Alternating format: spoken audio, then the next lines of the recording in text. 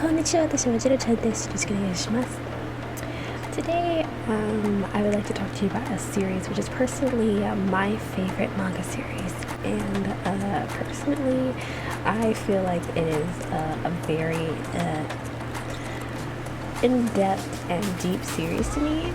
And that series is none other than Phantom Tales of the Night. And I feel like nobody really even heard of or knows much about this series, and today I just want to get a little bit into it, like a little bit, and kind of like, you know, just introduce the concept to some people who may not know or have not heard of this series before.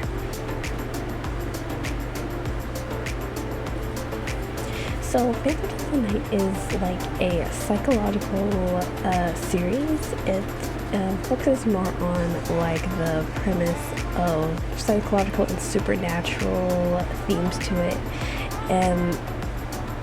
but it has like some things about yokai, and it has elements about let's just say the human nature, and you know how people specifically humans mostly have like secrets, and you know and they'll basically sometimes do anything to like hide those secrets until, you know, they actually maybe let them loose, and then they end up regretting what they've done. Basically the easiest premise I can give you on the surface. We do not charge a single yen at our inn. In return, I will take one of your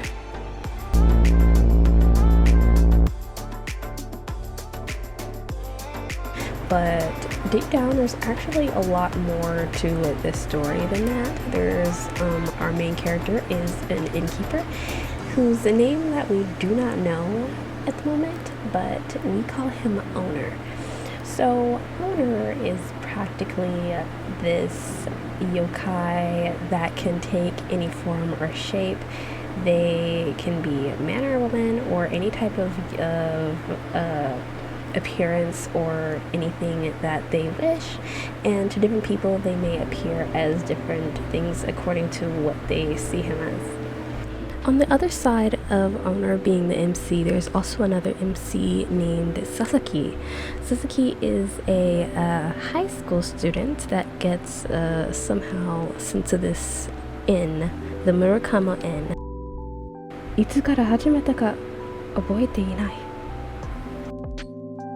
でも、町長はいつも僕の鍵に迷いた。佐々木様？トキと佐々木様、私はあなたの到着を待っていました。どうぞ入ってください。So in the manga, it basically starts out where we meet this owner, we meet this boy named Sasaki. He comes to this inn unexpectedly from his dismay, and you know, things are a little weird, and you know, we find out some things about him, and that he's actually dead already. I'm kind of like a little dead, but you know, he's still up and moving, but he has like this secret about, you know, stuff like that. And we learn that, you know, Owner also has these two assistants. One is named Butterfly and the other one is named Spider. So Butterfly and Spider are his most trusted assistants, and they really like have different jobs. They help him out at the inn. You know, different situations require them to help in different ways, stuff like that. So Spider really has the hobby of cooking, and Butterfly runs like the little bar cafe, where he kind of like gets people to tell them like their woes and like their problems and stuff like that for like secrets and stuff, so you know, they can say like, oh yeah, I'll help you at the exchange of your secret or whatever, and then later on they kind of like regret telling them what happened. But yeah, the thing about it is that Owner, Spider, and Butterfly aren't all bad. They do sympathize with the people, some of the people that they do come across, and not all of the situations are considered bad situations, but it's just, you know, it's just a matter of like life and like how things, you know, play out and things, you know. So they don't mean for every situation to turn out to be a bad one. It's just sometimes, you know, that's what happens. It's more of a thing like how humans need to learn their lessons sometimes. And sometimes it's not all humans. Sometimes there are yokai and supernatural beings that come to their inn seeking for guidance or, you know, something like that. And there are people who are appreciative of the light that Owner and the others make them see for their situation. Which there is one character specifically that comes in mind, and I think he appears in the second volume, but I'll let you discover that for yourself. Might I add that there is also a man named Saejima that has some type of connection to Owner and their past, but he has a grudge on Owner, so that's an interesting plot that you should definitely check out as well, which is also tied within the main plot, and you know, there's a little bit of drama there. But overall, it is a really wonderful and deep series, which is also somehow kind of enlightening, and I just think that most people should really check it out and not sleep on this series if you're into, you know, dark things and you can handle those types of genres and topics. But it is a very good series, and I was surprised by how fast I fell in love with it, even though I just found this series on a whim and I was like, hey, what's that? And you know, I picked up a volume and it just brought me right into it. By now, I think I have a thing where I get roped into guy characters that are short, have darker hair, and are somewhat mysterious. I don't know how that happened, and I'm just gonna say I have plenty of other characters in mind with the same exact like similarity. And I do have a series recommendation that is kind of like Phantom Tales of the Night, but it is not serialized in English yet. It is called Jigoku, Kurayami, Hana, Naki, translated to There Is No Flower in Hell, and it is really reminds me of Phantom Tales of the Night with the yokai and, you know, not really like secrets, but there are some mystery and, you know, things like that in it. And it has a similar MC trope with both of the MCs, kind of bordering almost like Owner and Sasuke. The difference is that these two are actually working together instead of separately.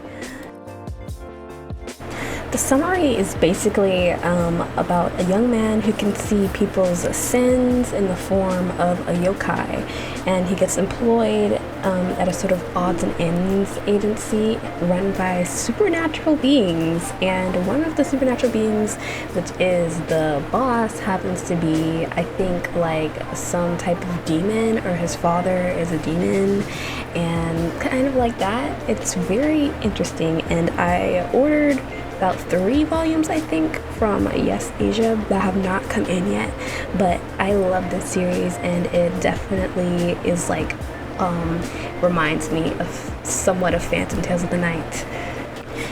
But anyway, I would love for people to give these series a try and see how you like them. Pretty soon I will be doing a mega manga haul with my sister next month. Hopefully that should be up, and I will also be doing a Genshin polls video. So hopefully you guys can stay tuned for that, and I really appreciate you for watching. Arigatou gozaimashita. This has been JeidoChannel.i, and thank you. Hit my mic. Other mentions of other interesting but dark manga series. Can't Stop Cursing You. 3 out of 4 volumes have been serialized, and 4 will be the final volume. A curse breaker named Sayama has the power to identify curse killers who are sent out by curse gods to toy with humans and using unhinged methods to kill victims. Love and Heart. 6 out of 10 are currently serialized in English.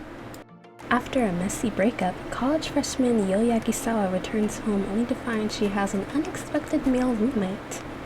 Introducing himself as her old childhood friend who moved abroad, handsome Haruma Hirose is back to do a homestay. Believe me, it's not all shoujo because there's a side to him and some of the other characters in here that are quite unexpected.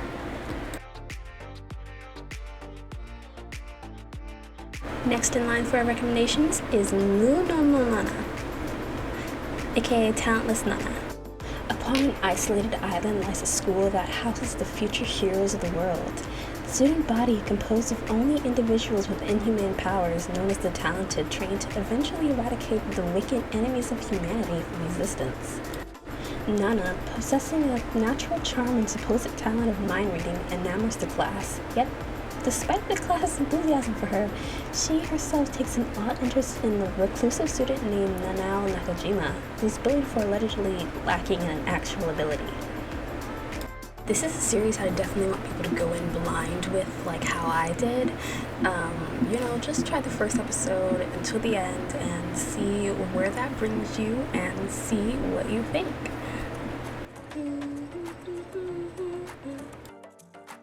Now, aside from all this dark manga, I'll give you something that's a little more wholesome.